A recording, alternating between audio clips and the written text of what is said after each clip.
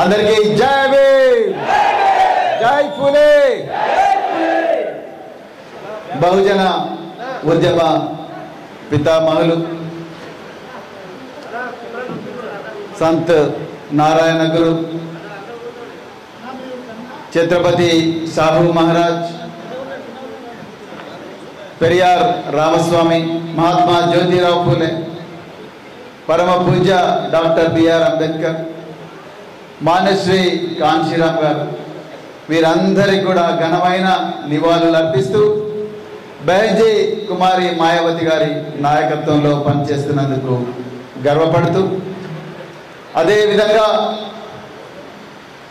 తెలంగాణలో మనం పుట్టక ముందే ఈ గడ్డ మీద బహుజన రాజ్యాన్ని తమదైన శైలిలో, తమకున్న వనరులతోని, తమకున్న జ్ఞానంతోని స్థాపించిన మహనీయులు సర్దార్ సర్వాయి పాపన్న గౌడ్, దొడ్డి కుమరన్న, పండుగల సాయన్న, బెల్లి లలితక్క, చిట్యాల ఐలమ్మ, షేక్ బందగి, మారోజు వీరన్న, శ్రీకాంతాచారి, మరెందరో తెలంగాణ అమరవీరులందరి కలలను మోస్తున్నందుకు గర్వపడుతూ, అదేవిధంగా మీలాంటి అలుపెరగని సైనికుల సహచరుడిగా బతికే అదృష్టం వచ్చినందుకు మరింత గర్వపడుతూ, మిత్రులారా, ఈరోజు మరి నాగర్ కర్నూల్ పట్టణంలో మరి యుద్ధ నినాదం ఇచ్చే అదృష్టం బెహన్జీ కుమారి మాయావతి గారు నాకు ఇచ్చినందుకు మరొక్కసారి వారికి ధన్యవాదాలు తెలుపుతూ, మిత్రులారా, చాలా గర్వంగా ఉంది, చాలా ఆనందంగా ఉంది. ఈరోజు మరి బెహన్జీ కుమారి మాయావతి గారి, అదేవిధంగా మరి శ్రీ కేసీఆర్ గారి ఆశీస్సుల మేరకు ఏర్పడిన ఈ లౌకిక కూటమి తెలంగాణలో ప్రజల ప్రాణాలను రక్షించడం కోసం ఏర్పడ్డ కూటమి, భారత రాజ్యాంగాన్ని భద్రంగా పదిలపరచడానికి ఏర్పడ్డ ఈ కూటమి, దేశ భవిష్యత్తును కాపాడడం కోసం ఏర్పడ్డ ఈ కూటమి అభ్యర్థిగా ఈరోజు నన్ను నాగర్ కర్నూలు నియోజకవర్గం నుంచి ప్రకటించినందుకు మరొకసారి బెహన్జీ గారికి హృదయపూర్వక ధన్యవాదాలు తెలుపుతా ఉన్నా. మిత్రులారా,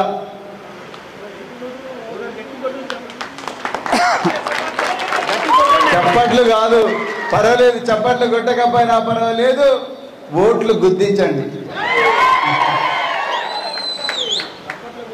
మీరందరూ మిత్రులారా, ఒక్కటే చెప్తున్నాను, ఎక్కువ మాట్లాడను.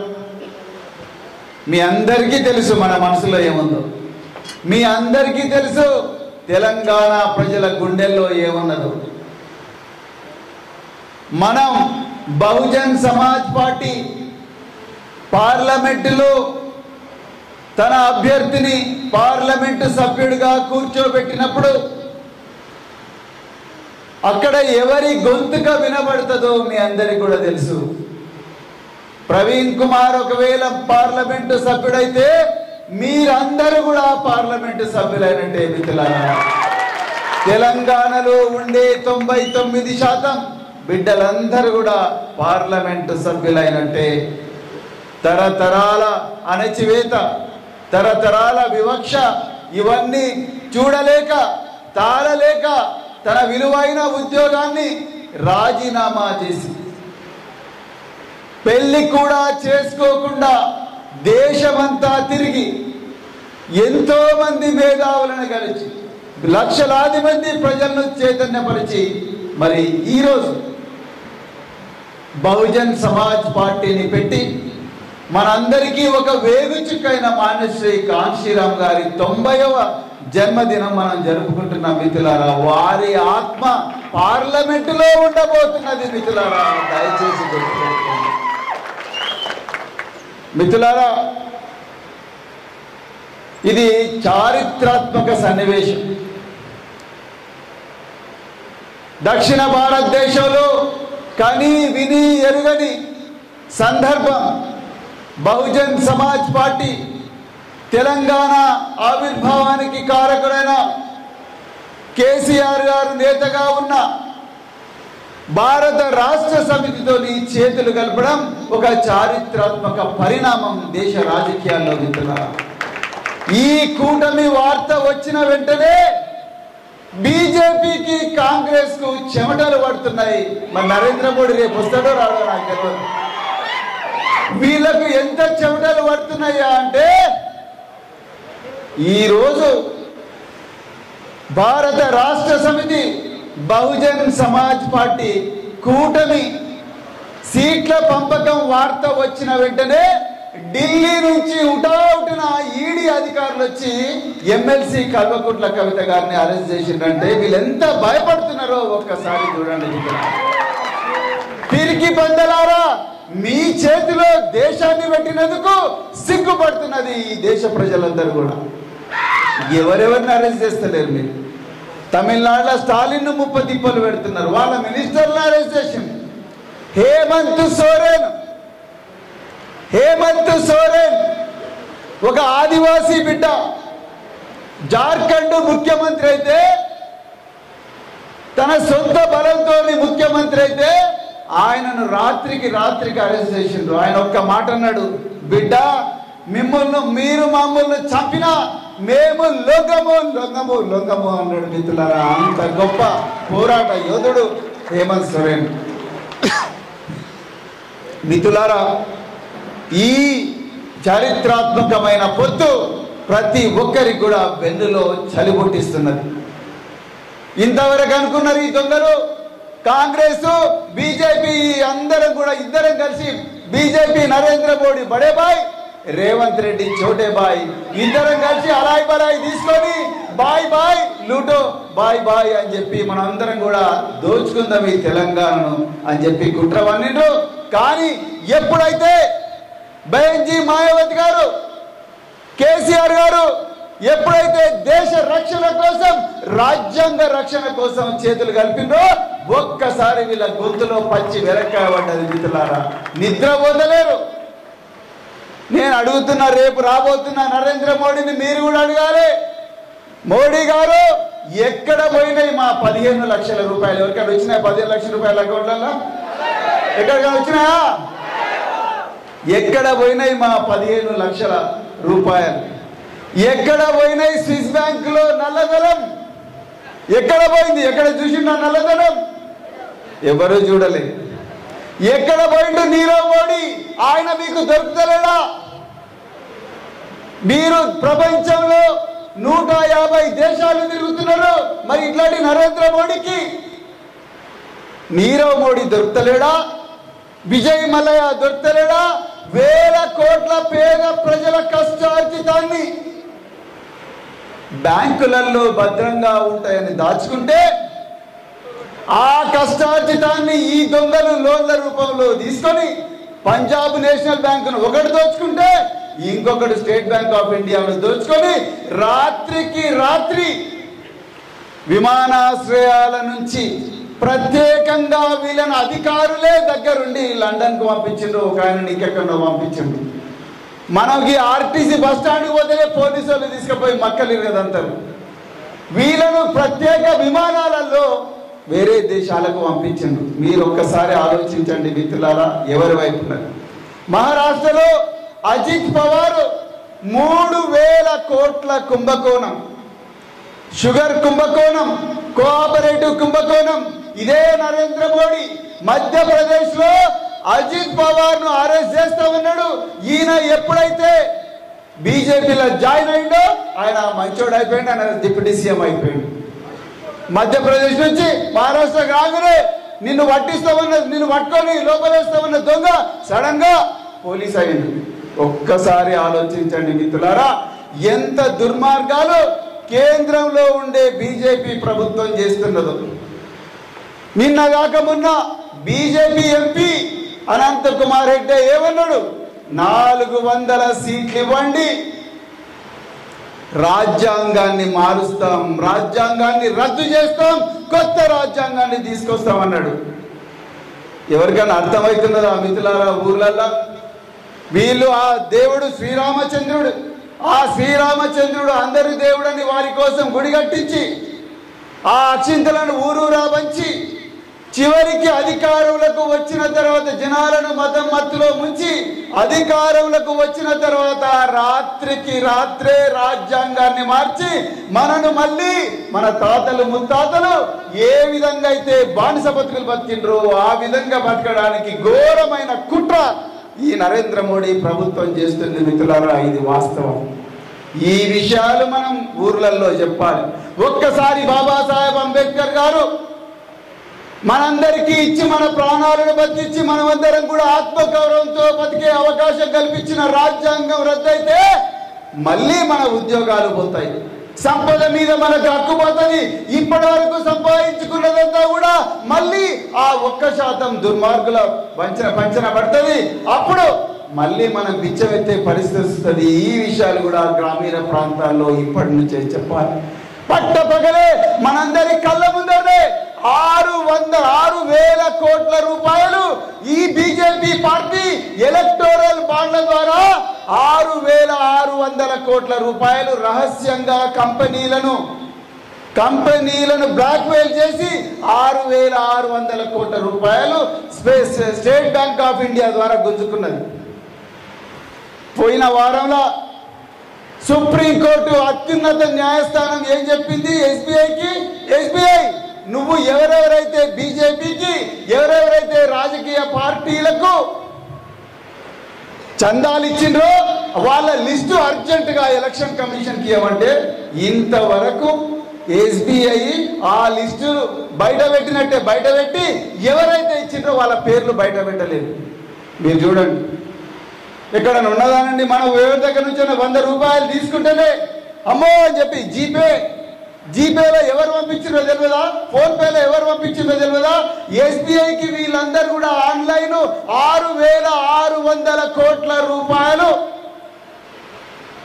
బీజేపీకి విరాళం ఇస్తే ఈరోజు ఎస్బీఐ సుప్రీంకోర్టు ముందర కూడా అబద్ధం ఆడుతున్నది. మిత్రులారా, మీరు ఒక్కసారి ఆలోచించండి, ఎక్కడ పోయింది మరి పారదర్శకత? ఇలా ఎలక్షన్ కమిషన్ ఆఫ్ ఇండియాలో ఒక ఎలక్షన్ కమిషనర్ వీళ్ళ వేధింపులు భరించలేక, వీళ్ళ దుర్మార్గాలు భరించలేక రాజీనామా చేసి మౌనంగా ఇంటికి వెళ్ళిపోయిండు. మిత్రులారా, ఇలాంటి బీజేపీని గెలిపిద్దామా? గట్టిగా చెప్పండి, చేతులెత్తి చెప్పండి. మిత్రులారా, మళ్ళొకసారి చీకటి యుగంలోకి పోతాం. దయచేసి గుర్తుపెట్టుకోండి, ఎంతో శ్రమపడి మన మహనీయులు బాబాసాహెబ్ అంబేద్కర్ గారు, మాన్యశ్రీ కాంశీరామ్ గారు, మహాత్మా జ్యోతిరావు పూలే గారు, మరెందరో మహనీయులు మనకిచ్చిన స్వాతంత్రం ఒక్క దెబ్బన కథమైపోతుంది. మిత్రులారా, అందుకొరకు బీజేపీని అర్జెంటుగా ఓడించాల్సిన అవసరం ఉన్నది. మన తెలంగాణనే కాదు, దేశం నుంచి కూడా పంపించాల్సిన అవసరం ఉన్నదని ఈ సందర్భంగా మీకు చెప్తున్నా. మిత్రులారా, మరి మన రాష్ట్రంలో ఉన్న కాంగ్రెస్ పార్టీ వాళ్ళు మేము 6 గ్యారంటీలు అని ప్రతిరోజు కూడా గారడీ చేస్తున్నారు. మిత్రులారా, ఒక్కసారి ఆలోచించండి.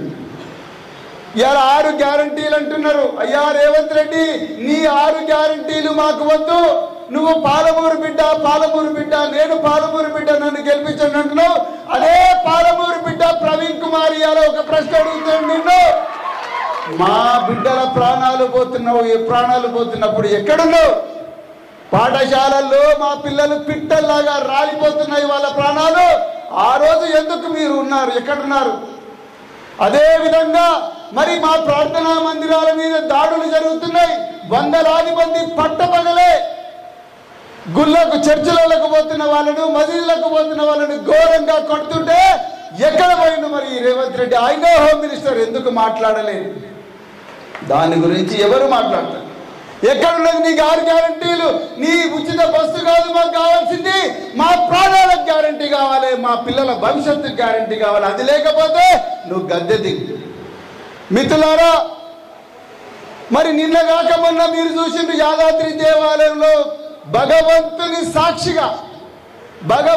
సాక్షిగా ఒక దళిత సామాజిక వర్గానికి చెందిన ఉప ముఖ్యమంత్రిని కింద కూసబెట్టిండ్రు. మిత్రులారా, ఈయన మూత్రం పైన కూర్చున్నాడు. నేను ఒక్కటే అడుగుతున్నా రేవంత్ రెడ్డి గారు, అయ్యా మీకు ఈ సామాజిక వర్గాల వాళ్ళు ఎవరు ఓట్లు వేయలేదా? మీకు ఈ పేద ప్రజలు ఎవరు ఓట్లేయలేదా? ఆ ఓబీసీ సామాజిక వర్గానికి చెందిన కొండా సురేఖ గారు మీకు ఓట్లేయలేదా? లేకపోతే ఆ ఓబీసీలు మీకు ఓట్లేయలేదా? ఆ కొండా సురేఖ ఏం పాపం చేసింది? మల్లు బట్టి విక్రమార్క ఏం పాపం చేసిండు? ఇంతవరకు కనీసం ముఖ్యమంత్రి ఆ సంఘటన మీద స్పందించలేదు. ఎక్కడుంది కాంగ్రెస్ పార్టీకి ఇచ్చిన సమానత్వం?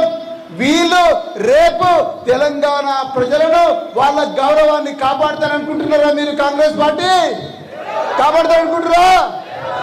మిత్రులారా, కాంగ్రెస్ పార్టీ వల్లనే బాబాసాహెబ్ అంబేద్కర్ గారు చనిపోయారు. లేకపోతే ఇంకా 20 సంవత్సరాలు బతికేవాడు బాబాసాహెబ్. ఆనాడు మహాత్మా గాంధీని ఆర్ఎస్ఎస్ కు చెందిన నాథూరామ్ గాడ్సే తుపాకీతో కాల్చి చంపితే బాబాసాహెబ్ అంబేద్కర్ గారిని కాంగ్రెస్ పార్టీ ప్రతిరోజు కూడా అవమానించి ఆయనను బయటికి పోయే విధంగా పొమ్మన లేక పొగ పెడితే బాబాసాహెబ్ గారు ఇంకా 15 సంవత్సరాలు బతకవలసిన వ్యక్తి ఆవేదనతోని 1956 సంవత్సరంలో చాలా తొందరగా చనిపోయే పరిస్థితి వచ్చింది. బీసీలకు రిజర్వేషన్ రావాలని బాబాసాహెబ్ అంబేద్కర్ గారు 340 ఆర్టికల్లో రాస్తే ఇదే జవహర్లాల్ నెహ్రూ దగ్గర నుంచి ఇందిరాగాంధీ దాకా ఒక్క రోజు కూడా బీసీలకు న్యాయం చేయని కాంగ్రెస్ పార్టీ ఇవాళ వచ్చి నేను బీసీ సప్లాను బీసీ జనాభా గణన అంటే మీరు నమ్ముతున్నారా? మిత్రులారా, ఇది నమ్మదగ్గ పార్టీ కాదు. ఎన్నో స్కాములు, ఎన్నో కుంభకోణాలు, ఎన్నో ఘోరాలు, ఎన్నో నేరాలు చేసిన పార్టీ కాంగ్రెస్ పార్టీ. ఇవాళ బాబ్రీ మసీదు ఎవరి హయాంలో కూలిపోయింది? పివి నరసింహరావు హయాంలో కూలిపోయింది. కాంగ్రెస్ పార్టీలో ఉన్నన్ని కమ్యూనల్ రైట్స్, మత కులాలు ఏ పార్టీ హయాంలో కూడా ఈ దేశంలో జరగలేదు. దళితుల మీద, గిరిజనుల మీద కాంగ్రెస్ పార్టీ హయాంలో జరిగినన్ని దాడులు ఏ పార్టీ హయాంలో కూడా జరగలేదు. మన కళ్ళ ముందరనే చూసినాం. మొన్ననే చూసినాం. యాదాద్రి దేవాలయంలో దేవుడి సన్నిధిలో సాక్షాత్తు ముఖ్యమంత్రి సమక్షంలోనే ఒక దళిత ఉప ముఖ్యమంత్రి ఆత్మగౌరవం మీద దాడి జరిగిందంటే మీరు ఒక్కసారి ఆలోచించండి. ఈ కాంగ్రెస్ పార్టీ ఎంత ఘోరమైన పార్టీ.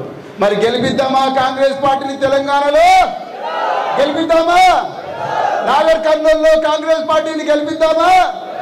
వద్దు మిత్రులారా, వద్దు. అందుకొరకే మన బహుజనుల గొంతుకైనా తెలంగాణలో తెలంగాణ ప్రయోజనాలను రక్షించే, అదే విధంగా రాజ్యాంగాన్ని రక్షించే లౌకిక కూటమి ఏదైతే ఉందో బీఆర్ఎస్, అదే విధంగా బీఎస్పీ కూటమి ఏదైతే ఉందో దాని అభ్యర్థిని గెలిపించాల్సిందిగా ఈ సందర్భంగా మీ అందరినీ కూడా కోరుకుంటున్నాను. మిత్రులారా, నేను ఒక్క నిమిషం మాట్లాడుతాను. ఒక్క నిమిషం మిత్రులారా, చివరిగా ఒకటే చెప్తున్నా, ఇది నా ఒక్కడి ఫైట్ కాదు మిత్రులారా, ఇది మీ అందరి యుద్ధం. మీ అందరూ కూడా ప్రవీణ్ కుమార్లే, మీ అందరు కూడా అభ్యర్థులే, మీ అందరు కూడా ఒక మానుశ్రీ కాంశీరామ్ గారులే, మీ అందరు కూడా బహన్జీ కుమారి మాయావతులే. దయచేసి ఎంతటి త్యాగానికైనా సిద్ధమై మూటా ముల్లే సర్దుకొని ప్రతిరోజు కూడా మన మిత్రులు చెప్పినట్టుగా ఉదయం 5 గంటలకే నిద్ర లేచి ప్రతిరోజు కూడా 15 లక్షల మంది ఓటర్లకు ప్రతిరోజు కూడా ఎందుకు ప్రవీణ్ కుమార్ గెలవాలి, ఎందుకు బహుజన్ సమాజ్ పార్టీ గెలవాలి, ఎందుకు బీఆర్ఎస్ బీఎస్పీ కూటమి తెలంగాణలో గెలవాలి, ఎందుకు మన జీవితాలు బాగుపడాలి, ఎందుకు మనం ఈ రేకుల షెడ్ల నుంచి ఈ కూలీ పని నుంచి విముక్తి చెందాలి, ఎందుకు మన పిల్లలు విదేశాలకు పోవాలి, ఎందుకు మన పిల్లలు బాగా చదువుకోవాలి, ఇవన్నీ కూడా ప్రతిరోజు కూడా ప్రతి ఇంటికి పోయి మీరు చెప్పాల్సిన అవసరం ఉన్నది మిత్రులారా. త్యాగాల పునాదుల మీదనే నిర్మించబడ్డది బహుజన ఉద్యమం మిత్రులారా. అందుకొరకు మీరందరూ కూడా త్యాగానికి సిద్ధమై ఈ రోజు నుంచే ఊరూరా మీరు కమిటీలు ఏర్పాటు చేసుకొని ప్రతిరోజు కూడా అక్కడ స్థానికంగా ఉండే బీఆర్ఎస్ నాయకుల దగ్గరికి పోయి అవసరం అనుకుంటే మనం ఒక స్టెప్ తగ్గైనా వాళ్ళ దగ్గరికి పోయి అన్న అక్క మన రాజ్యాంగం ప్రమాదంలో ఉంది, మీరు ఈ రోజే చూశారు మీ నాయకురాలైనా మరి కల్వకుంట్ల కవిత గారిని అరెస్ట్ చేసిండ్రు, అదే విధంగా రేపు నిన్ను కూడా అరెస్ట్ చేస్తారు, నన్ను కూడా అరెస్ట్ చేస్తారు, మనమందరం కూడా రోడ్ల మీద పడే పరిస్థితి వస్తుంది, మన ఇళ్లను బుల్డోజర్తో కూలగొడతారు. బీజేపీ కాంగ్రెస్ వాళ్ళిద్దరి మధ్యలో ఒక రహస్య ఒప్పందం ఉందన్న విషయం మరి మద్దిమడుగు నుంచి మొదలు పెడితే మీదికొండ దాకా, మీదికొండ నుంచి మొదలు పెడితే కడతాల దాకా ప్రతి ఒక్క గ్రామంలో కూడా ఈ విషయం అందరూ ప్రజలకు చెప్పి రాబోయే ఎలక్షన్లలో తప్పకుండా ఏరుగ గుర్తుకు నాగర్ కర్నూలులో ఓటేయించాలని మీరందరం కూడా కంకణబద్దులు కావాలని చెప్పి కోరుకుంటూ ఇంత చక్కటి అవకాశం మీ అందరూ నాకు ఇచ్చినందుకు మరొక్కసారి హృదయపూర్వక ధన్యవాదాలు తెలుపుతూ జై భీమ్.